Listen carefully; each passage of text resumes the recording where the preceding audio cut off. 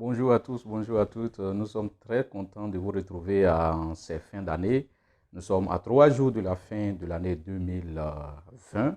Nous vous souhaitons de façon anticipée bonne et heureuse année 2021. Que cette année qui arrive, qui s'annonce à grands pas, soit une année remplie d'espérance, remplie de bonnes nouvelles. Alors c'est en fonction de cette fin d'année, bien sûr que ce matin, nous allons parler d'un thème pour que nous puissions avoir vraiment une vie d'impact et une vie de valeur. Et cette valeur qu'aujourd'hui, qui doit vraiment beaucoup nous intéresser, c'est la valeur de l'espérance. Pourquoi? Parce que l'espérance, en réalité, c'est comme de l'huile, c'est comme de l'essence, c'est comme un carburant qui pourrait nous permettre, si on était un véhicule, à avancer. Vous comprenez un peu. Et il y a un grand auteur qui s'appelle John Calvin Maxwell qui disait que s'il n'y a pas d'espérance dans l'avenir, il n'y a pas de pouvoir dans le présent. C'est-à-dire que si dans vos perspectives, vous n'avez pas d'espérance, alors vous n'avez pas vraiment beaucoup de force dans votre présent.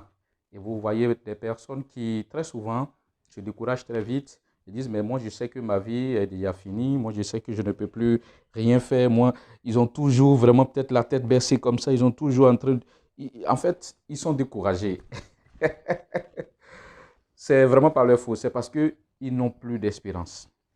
Ils n'ont plus d'espérance. Et c'est pourquoi il a dit, s'il n'y a pas d'espérance, hein, dans votre avenir, si vous n'avez pas de perspective, si vous n'avez pas de choses sérieuses dans votre esprit à venir, alors votre stabilité présentement est en ballottage.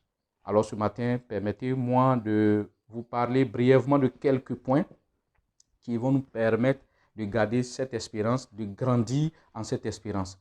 Alors, le premier point ou la première étape, c'est que nous devons choisir d'être positifs et éliminer tout ce qui est discours négatif dans notre esprit.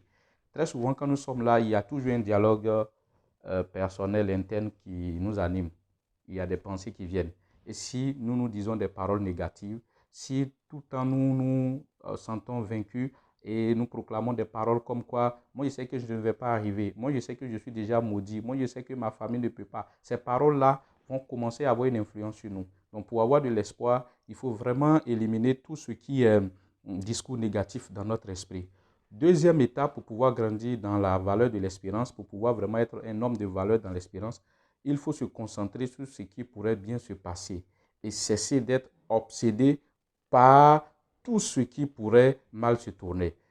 C'est-à-dire que tout le temps qu'on est là, nous, on voit que ce qui va mal se tourner. Ah, ça là, ça va devenir comme ça.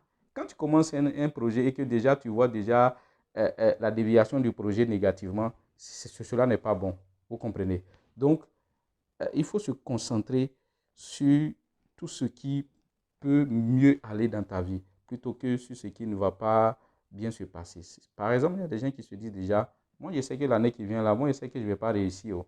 Donc vous comprenez, il faut qu'on se concentre sur ce qui pourrait bien se passer plutôt que se concentrer sur ce qui va mal se passer. Donc notre créativité va vraiment être augmentée si on se concentre sur ce qui est toujours bien.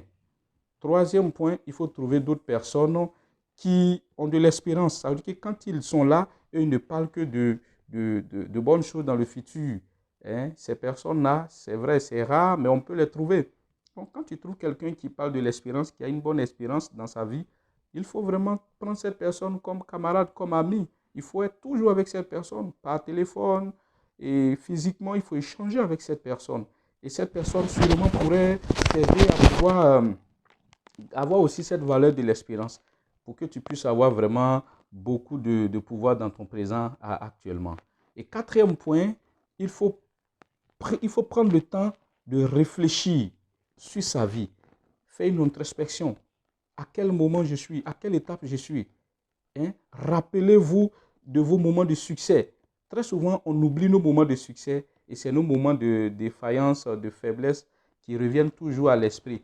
Prenons un peu le temps de réfléchir. Pour avoir de l'espérance, il y a eu des moments, il y a eu des périodes où tu as eu des succès, tu as eu des victoires. C'est le moment de pouvoir t'asseoir, de faire un petit bilan sur ces moments de victoire, de les célébrer, petites soient-elles, ces victoires. Cela va te permettre de garder de l'espérance. Parce que quand tu penses que tu as déjà eu une victoire dans telle situation, Quand une autre arrive, tu dis, mais non, j'ai eu une victoire ici, donc ça, je peux mieux faire encore. Donc, vous comprenez, cela peut te booster. Et enfin, dernier point, c'est d'aider les autres à vraiment changer leur façon de penser. Vous voyez, pourquoi est-ce que je suis en train de créer cette chaîne? Je le dis tout le temps, c'est pour que nous soyons des jeunes de valeur, d'impact. Nous soyons des jeunes qui ont déjà l'esprit, mentalité forgée au succès. Donc, si tu veux garder de l'espérance, si tu veux grandir dans l'espérance, il faut que tu aides aussi les autres. Donc, tu peux partager certains messages. Par exemple, cette chaîne YouTube, tu peux inviter des gens à s'abonner pour avoir aussi ces messages ainsi. Donc, il faut réellement aider les autres. Quand plus tu aides les autres aussi te donnent. C'est pourquoi j'ai toujours envie de dire, ne soyons pas des réservoirs, mais soyons des rivières, c'est-à-dire que là où l'eau va couler. Donc, si tu as eu le message d'espérance que tu partages à quelqu'un, ton expérience va augmenter et du coup, tu es en train d'aider l'autre personne. Donc, ce matin, voici un peu les 5 points sur lesquels je voudrais vraiment travailler avec vous et allons-y travailler dans l'espérance et que cette fin d'année ne soit pas une année où nous allons déjà être vaincus au premier jour de l'année, mais que ce message sur l'espérance puisse nous aider à garder le cap sur les victoires, sur les moments de succès qui sont arrivés en 2020. Il faut qu'on célèbre ces petits moments, et nos jours d'anniversaire, nos jours où peut-être on a eu de bons résultats au travail. Même quand tu es en train de faire un petit truc, il faut te célébrer, il faut célébrer ces petits moments. Pas dans l'orgueil, mais dans la modestie, dans la simplicité. Rentre dans ta chambre, dis-toi, mais c'est bien, aujourd'hui j'ai bien fait, il faut que vraiment je continue ainsi. Mais si ton dialogue intérieur toujours va être, oh, moi je sais que je ne vais pas réussir, moi je sais que c'est difficile. La vie est difficile, la vie n'est pas aussi simple. Mais si tu lui donnes déjà les moyens de te vaincre, la vie va te vaincre. Mais si tu te donnes les moyens de rester positif, tu vas réussir. Je vous souhaite une excellente journée et à bientôt.